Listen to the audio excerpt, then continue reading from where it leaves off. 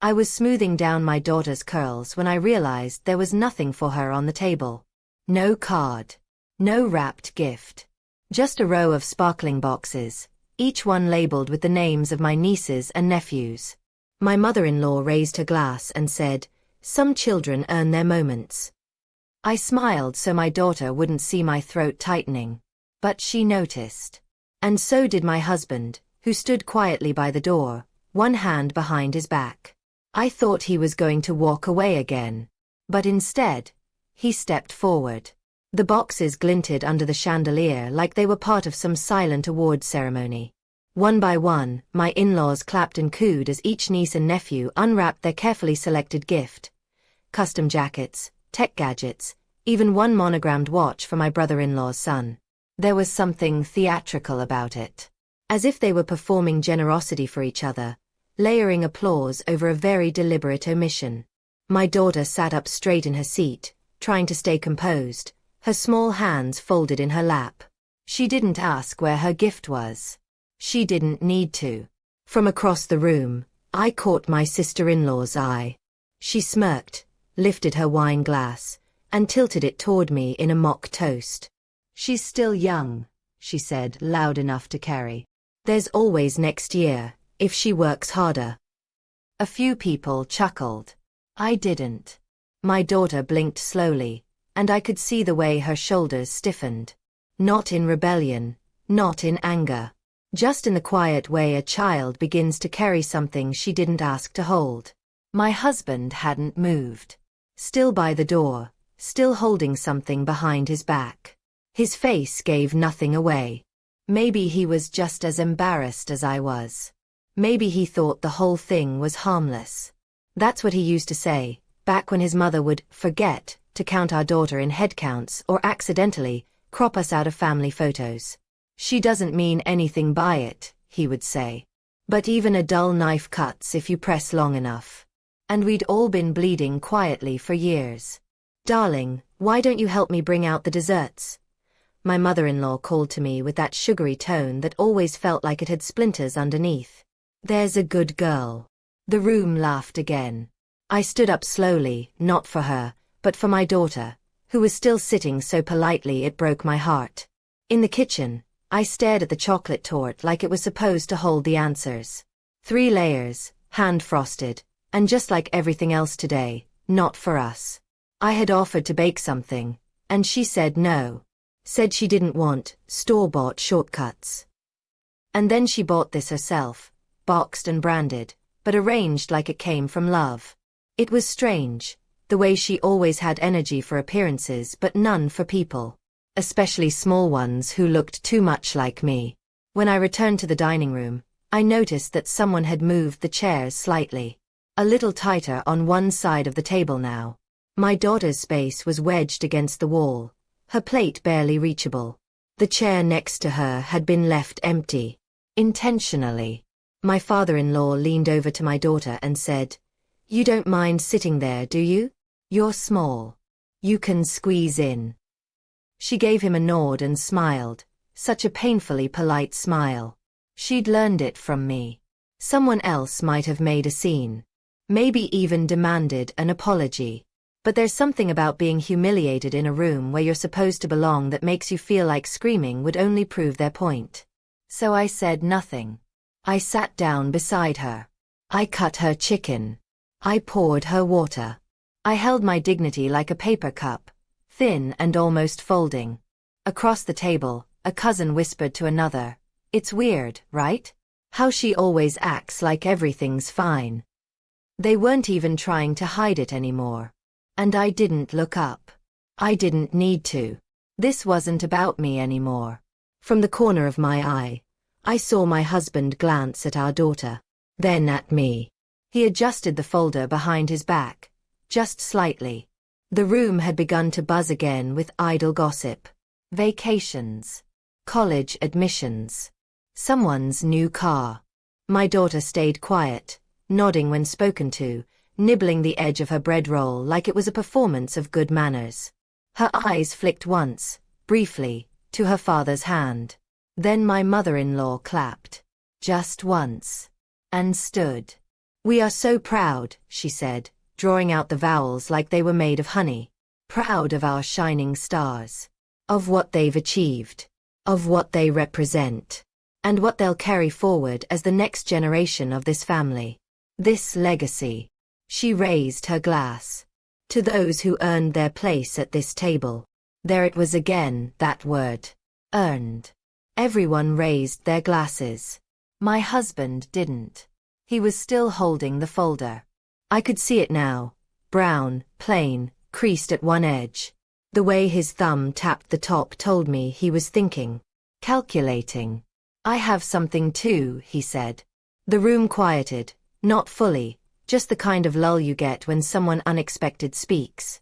My husband didn't raise his voice. He didn't move toward the center. He just said, before dessert, I'd like to add one more gift to the table. My mother-in-law blinked. Oh.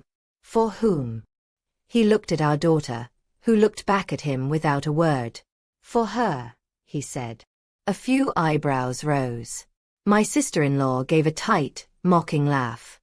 Oh, that's sweet, she said. A sympathy prize? My husband didn't answer. He took a single step forward. I think, he said, quieter now, you'll all want to see this before you say anything else. He pulled the folder out from behind his back and placed it in front of his mother. She hesitated, like it might bite. Everyone leaned in. Curiosity piqued. I held my breath, my hand gently covering my daughter's fingers where they rested on the table. She turned to me and whispered, Daddy said he found something that can't be wrapped. I didn't know what it was. Not yet. But in that moment, I knew something was coming. Something that had been planned in silence. Something that would make the whole table go still. And then the front door opened. Not wide. Just enough for a man in a navy suit to step in, holding a slim leather briefcase. His eyes scanned the room once and landed on my husband. Then my daughter. Apologies for the interruption, he said calmly. But I believe we're expected. My husband nodded once. The room went quiet. It started with small things. A missed invitation here. A forgotten name on a family group message there. At first, I convinced myself it wasn't on purpose. That it was just oversight, nothing more. But over time, the pattern took shape. Like fog clearing from a windshield. The omissions always landed on me and my daughter. When they sent out embroidered robes for the bridal party, mine never arrived. When everyone posted throwback family albums, we were never in them. And when we did show up in a photo, it was always blurry or cropped or with someone's arm blocking our faces. Once, I asked my mother-in-law about it. She blinked at me and said, "Oh, I thought you didn't like attention." She said it so sweetly I almost believed it was concern. But it wasn't. It was how she smiled when she twisted the knife. I didn't come from much. No country club memberships or annual cruises to the south of France. Just a quiet, working-class background and a mother who taught me to be useful, not loud. So when I married into a family like this, flashy, performative, always a little too polished, I knew I would always feel a little out of place. But I tried. I cooked for their holidays. I sent cards for every birthday. I clapped for every cousin's graduation, every nephew's scholarship, every niece's dance recital. I remembered names, bought thoughtful gifts, and stayed late to help clean. It was never enough. At best, I was invisible. At worst, I was reminded, subtly, strategically, that I had married up, and my daughter was only halfway welcome because of it. My husband used to say I was imagining it. That his mother was just traditional. That maybe I should give her more grace. And for a while I did. Until the year our daughter turned 10. She had asked for a quiet celebration. She wanted to go to the library and eat strawberry cupcakes on the steps. I thought it was sweet. My mother-in-law said, "It's a shame she didn't inherit the social spark. We're used to big birthdays around here." That afternoon, she posted pictures of another niece's birthday. Rented ponies, a band, party planners. My daughter saw it. She didn't say a word. But when she asked me the next day if people earn big birthdays, I knew something in her had started to harden. It took time for my husband to see it. Really see it. It wasn't until last Thanksgiving, when my daughter offered to help clear the table, and his mother snapped, "No, no, family guests don't clean," that I saw it register in his eyes. The way the word family had been weaponized. The way our child had paused mid-step, then gone back to her seat like she'd been told she didn't belong. That night, after everyone left, he sat in silence for almost an hour. Didn't even eat the leftovers. Just stared at the empty chair where she had been. Things shifted slowly after that. He started declining family invites. "Work's busy," he'd say. But he wasn't working. He was watching. One by one, he began revisiting old videos, old photos, texts from his mother that I'd never shown him. I don't know what finally broke something open for him, but he began to withdraw, not from us, but from them. He stopped defending them. Stopped asking me to keep the peace. And one night, quietly, he asked me if I had any savings tucked away for our daughter's future. I told him I had a small college fund, nothing extravagant. He said, "Let me show you something I've been working on." That was the night I learned he had started pulling money out of his stake in the family business. Not all at once. Slowly. Discreetly. Just enough to avoid alarms. Just enough to move without notice. He'd set up an educational trust in our daughter's name. Completely independent. No one else knew. "I want her to feel secure," he said, "before I tell them anything." I asked if he was planning to tell them. He said, "Only after they show us who they really are." I said, "They already have." But he wanted them to prove it again. He wanted to be sure. This graduation dinner, this whole setup, was my mother-in-law's idea. She offered to host. Said she wanted to honor all the kids together, equally. I didn't trust it. But my daughter asked to go. She was hopeful. Said maybe they'd changed. Maybe this time would be different. I didn't tell her not to hope. I didn't want to put my bitterness into her bones. So I let her pick her own dress, ironed it carefully, even let her choose a small bracelet from my old jewelry box to wear. "It looks like yours," she said. "Because I'm yours." That morning, I caught my daughter and husband whispering. I didn't think much of it. She giggled and hugged him. He tucked something in his coat. Later, when I asked what it was, he said, "Just a small surprise. Nothing for the table." That line struck me then. But I didn't know what he meant until I saw the folder. Plain. Worn. Held tightly in his hand like it was more than just paper. More than just a gesture. And now, here we were. My daughter sitting in a borrowed chair, empty place settings around her. My mother-in-law practically glowing with smug triumph. The air thick with unspoken rules. My daughter didn't eat much. Just pushed the rice around her plate and nodded politely whenever someone asked her a question. I could see her shrinking. Folding into herself in ways I had once learned to do. Until my husband stepped forward. And then that man in the navy suit walked in. The briefcase clicked when he opened it, soft and deliberate. My mother-in-law stiffened. She glanced around, trying to piece together what was happening. The cousins looked confused. My sister-in-law muttered something under her breath and crossed her arms. The man pulled out a sealed envelope and nodded to my husband, who in turn looked at my daughter and said, "It's time." The room didn't breathe. And just before he handed it to his mother, my daughter stood up. Quiet. Straight-backed. Eyes forward. And in a voice that was barely more than a whisper, she said, "You said only some children earn moments. I just want mine to count." She didn't cry. But someone else would. Soon. The envelope rested on the table like a live wire. No one moved at first. The room, which had been buzzing with smug energy minutes ago, now fell into a vacuum of silence. My mother-in-law stared at it like she couldn't decide whether to open it or ignore it entirely. Her hand hovered, fingers twitching slightly, betraying the control she liked to pretend she always had. She looked at my husband, who offered nothing but a calm nod. Then at our daughter, who stood quietly beside her chair, shoulders square, chin lifted, eyes dry. There was no pleading in her expression, just quiet expectation. And something else. Something sharp and earned. Finally, my mother-in-law peeled open the envelope with slow, deliberate movements, as if dragging out the reveal might somehow keep her safe. She pulled out a typed letter. Her lips moved as she read it silently. Halfway down the page, she blinked. Then again. Her mouth opened, then closed. She looked up at my husband. "What is this?" she said, almost too quiet to hear. He didn't answer. He simply nodded toward the rest of the room. "You can read it out loud," he said. "You wanted everyone to hear your toast. Now they can hear hers." A few relatives shifted in their chairs. One of the cousins snorted nervously. My sister-in-law made a sharp noise in her throat and muttered, "This is ridiculous." But the man in the navy suit remained by the door, unbothered.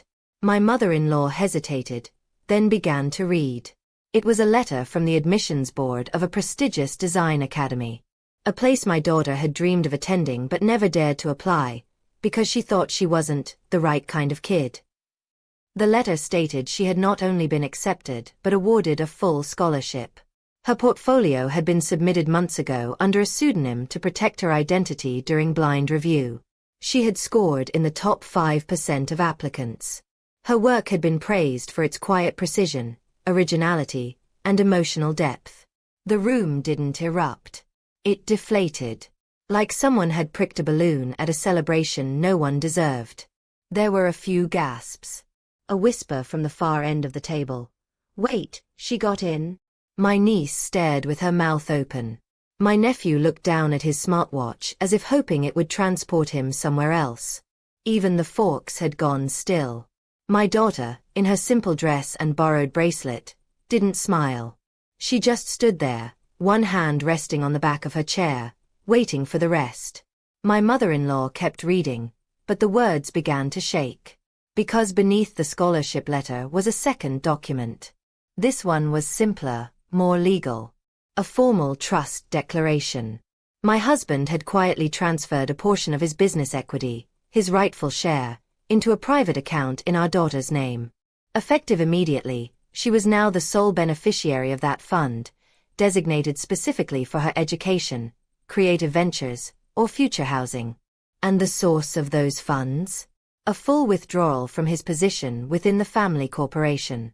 His mother looked up sharply. "You what?" she snapped. He held her gaze. I pulled out. Quietly.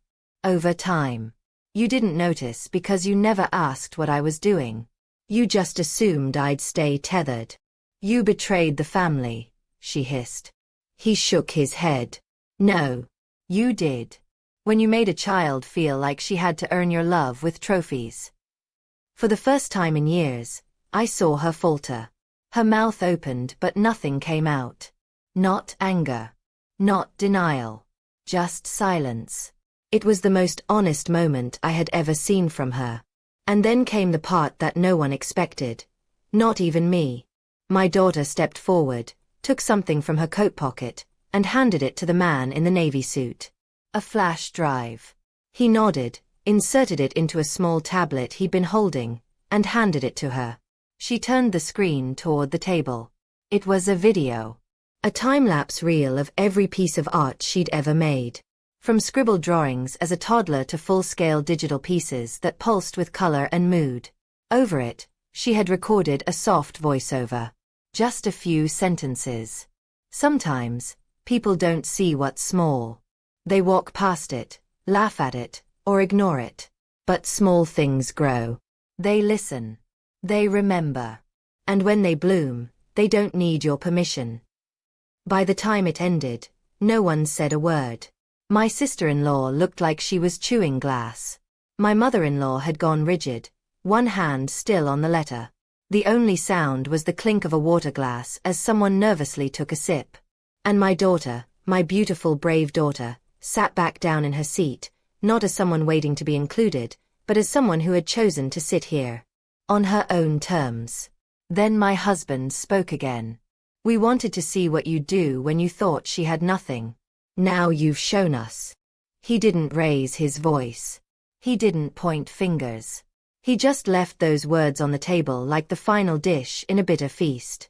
My mother-in-law leaned back in her chair, blinking as if suddenly waking from a dream she'd written herself into. This is a setup, she said finally, voice cracking. You're making me look like a villain. No, I said quietly. You did that part yourself. The lawyer closed his briefcase. My husband stood and offered our daughter his hand. She took it without hesitation. As they turned toward the door, I gathered our things. No one followed. No one stopped us. Not even the ones who used to call us family.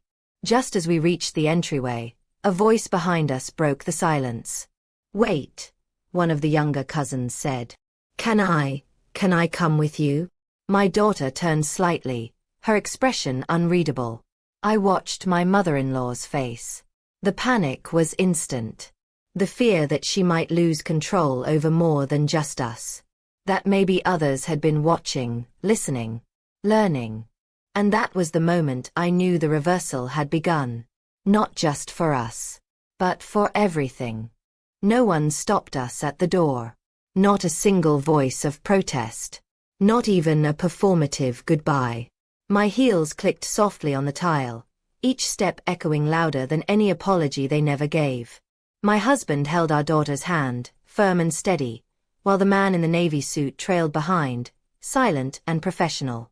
It wasn't a dramatic exit. There was no slamming of doors, no raised voices. Just quiet departure, the kind that leaves a hole in the room long after you're gone. And when I glanced back for just a second, I saw it. My mother-in-law still frozen at the table, still gripping the letter like she could will it to disappear, still trying to rewrite the story in real time. But it was too late for that. The story had already changed. In the car, our daughter leaned her head against the window. I didn't cry, she said quietly. Not once. I reached over and tucked a strand of hair behind her ear.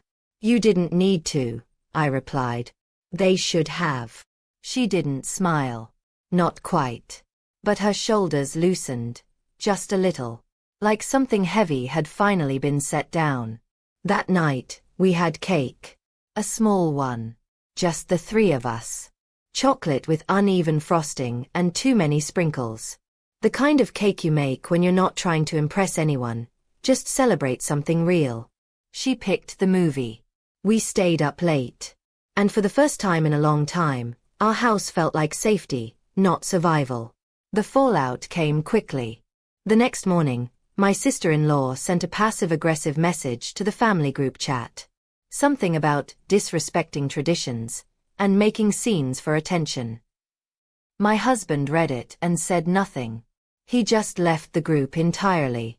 By the afternoon, 2 of the aunts had called me, not to apologize, but to ask what we'd meant by all that. I told them if they had to ask, they hadn't been paying attention. One hung up. The other stayed quiet for a long time before saying, "She really got in? That's school." I said yes.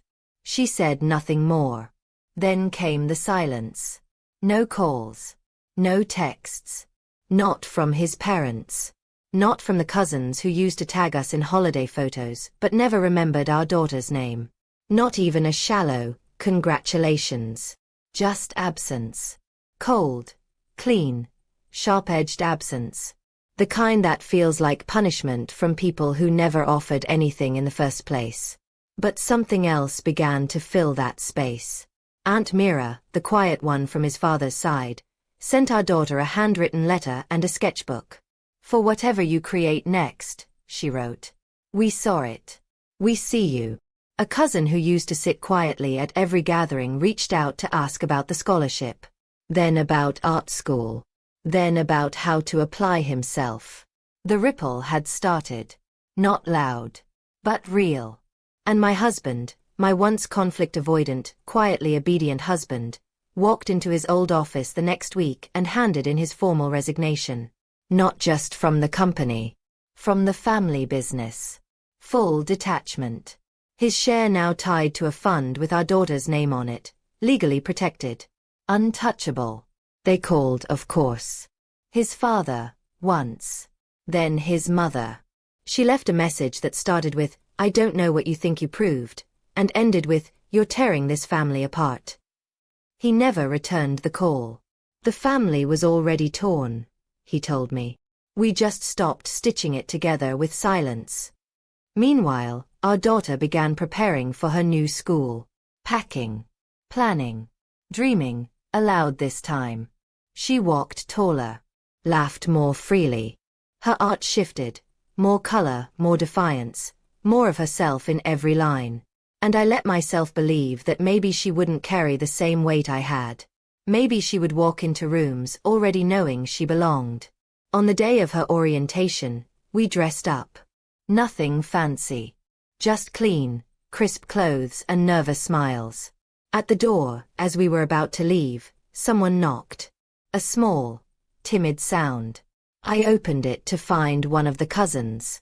The same one who had asked to come with us that night. She didn't say much. Just handed my daughter a small box. Inside was a hand-painted card and a set of colored pencils. "For next time," she said. "If I'm ever as brave as you." My daughter thanked her, her voice barely above a whisper.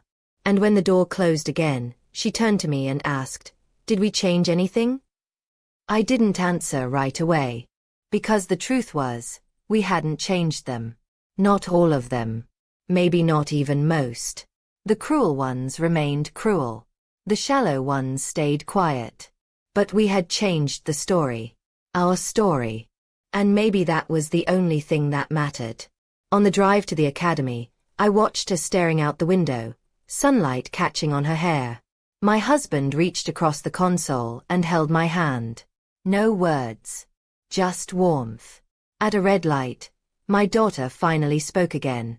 "Do you think they'll ever get it?" I turned to her, thought for a moment, and said, "Maybe. Or maybe they won't. But it's not your job to teach them anymore." She nodded once. And that was enough. Later that evening, after we'd settled her into the dorm, I found a small envelope tucked inside my bag. My daughter's handwriting on the front. Inside was a note. It read, "Thank you for staying quiet when it would have been easier to scream. I learned from that. But I also learned when to speak. I learned from that too." I sat in the car for a long time after that, holding the note in my lap. And for the first time in years, I didn't feel small. I didn't feel invisible. I felt seen. I felt whole. I felt like I'd finally left the room where I was never welcome, and walked into a life where we made our own table. And every chair had our names on it.